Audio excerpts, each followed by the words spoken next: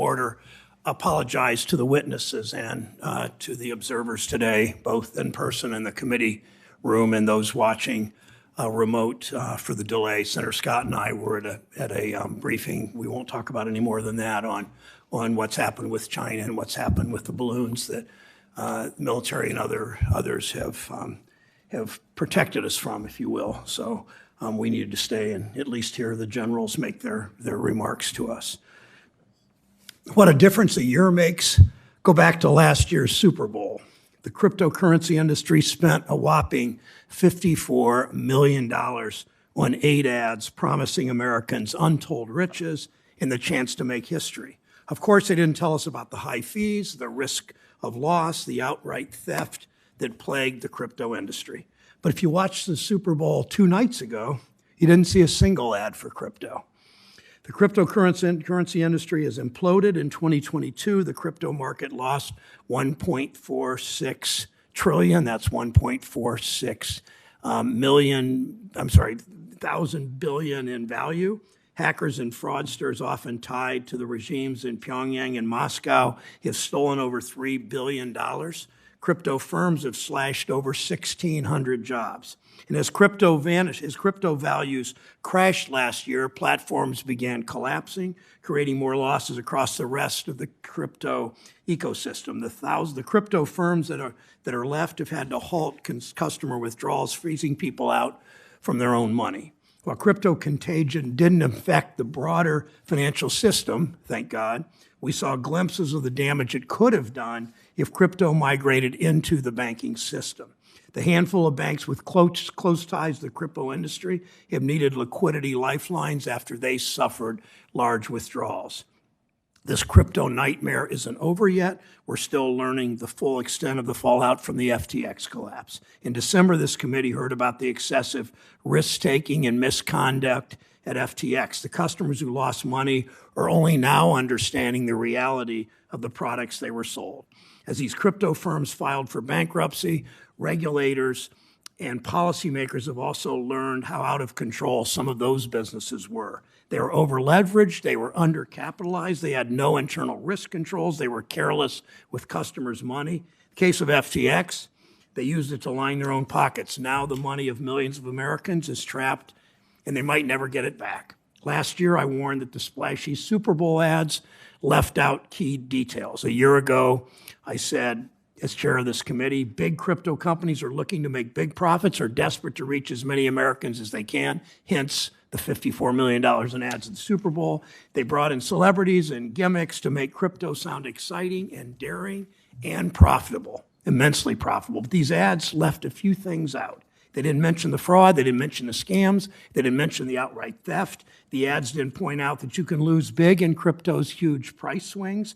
They didn't tell you about the high fees pocketed by the crypto companies. And they sure didn't explain that crypto markets lack basic investor protections and oversight. The results were as predictable as they are tragic. Contrary to crypto evangelists' claims of democratizing finance, contrary to crypto evangelists' claims of democratizing finance, it's not the early adopters or the big money investors left holding the bag. When it comes to crypto, it turns out fortune doesn't favor the brave. It favors wealthy insiders. It's not just about a few bad actors that didn't do things quite the right way. These crypto catastrophes have exposed what many of us already knew. Digital assets, cryptocurrencies, stablecoins, investment tokens are speculative products run by reckless companies, we know that's true, that put Americans' hard-earned money at risk. Not surprising from an industry that was created to skirt the rules. Whether it's Facebook Libra or the explosion of crypto, I've always been concerned about shiny new products that really just offer another way to profit off the backs of working Americans and at the same time threatening the real economy. It's time now to consider how to protect consumers from unregulated digital assets and ultimately whom we want our financial system to serve. Last Congress, this committee examined the risks of crypto to our economy, explored the mechanics behind stablecoin companies, looked at how regulators in Congress can protect consumers. We learned how crypto can be used to commit crimes like drug running and human trafficking, which threaten our national security and help fund terrorists and rogue regimes. We looked at how fraud and speculation in the crypto market hurt investors and savers. Recent crypto meltdowns have made clear we need a comprehensive framework to regulate crypto products to protect consumers and our financial system. Today, we'll examine how time-tested financial safeguards can help protect against the harms and the risks of crypto products. We'll start by taking a closer look at these basic principles of regulation. Clear disclosures and transparency essential so retail customers and investors can understand how a token or crypto platform works. Prohibitions on conflicts of interest and self-dealing by insiders is fundamental. Our markets only work when they work for everyone. Protecting consumer funds by separating them from company assets, investor dollars, can't be a slush fund for the executive's benefit. Internal governance and risk management to make sure if a platform takes customer funds, it acts prudently.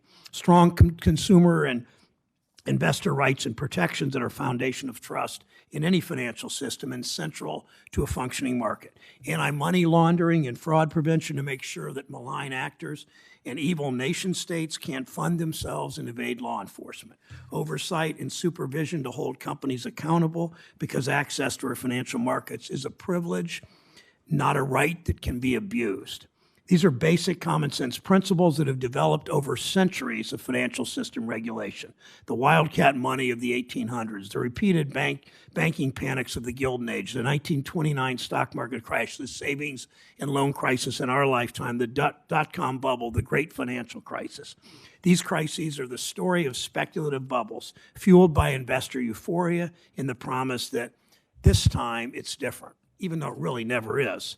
The lessons learned are the product of hard-earned experience born of real people losing real money and of real dreams shattered.